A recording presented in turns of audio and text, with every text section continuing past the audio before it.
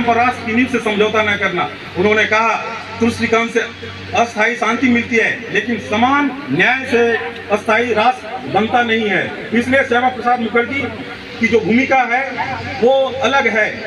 किसी भी राजनेता का मूल्य केवल उनके पद और प्रतिष्ठा से नहीं, उनके विचारों की अस्थायीता से नापा जा सकता है। इसलिए उन्होंने कहा राष्ट्रवाद के विषय में, और उन्होंने बहुत सारे संदर्भों में कहा कि भारत की सांस्कृतिक आत्मा क्या हो सकती है। उन्होंने जब उनसे पूछा गया कि 370 के संदर्भ पे आपके विषय में क्या कहना है, उन्होंने कहा एक राष्ट्र में दो विधान, दो संविधान, दो विधान नहीं चल सकता, ये एक ही होना चाहिए। और उन्होंने इसके लिए उन्होंने अपनी जीवन की बाजी लगा दी।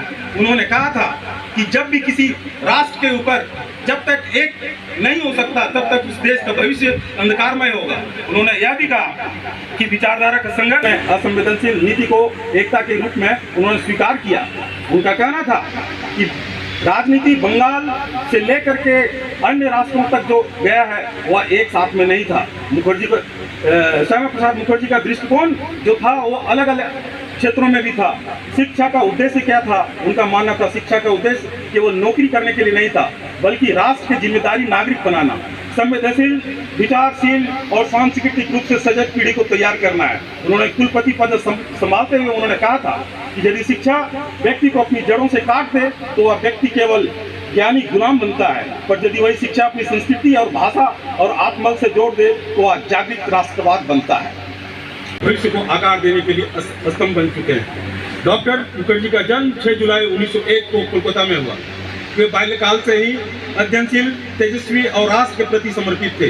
उन्होंने अपने जीवन में शिक्षा, राजनीति, समाज और सेवा और राष्ट्र निर्माण सभी क्षेत्रों में अनुकरणीय कार्य किए।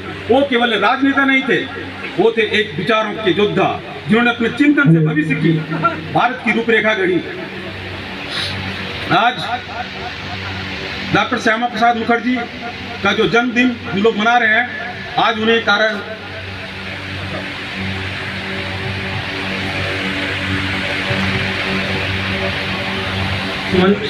सम्मानित अतिथिगण, मेरे साथियों और उपस्थित सभी राष्ट्र प्रेमियों, नमस्कार।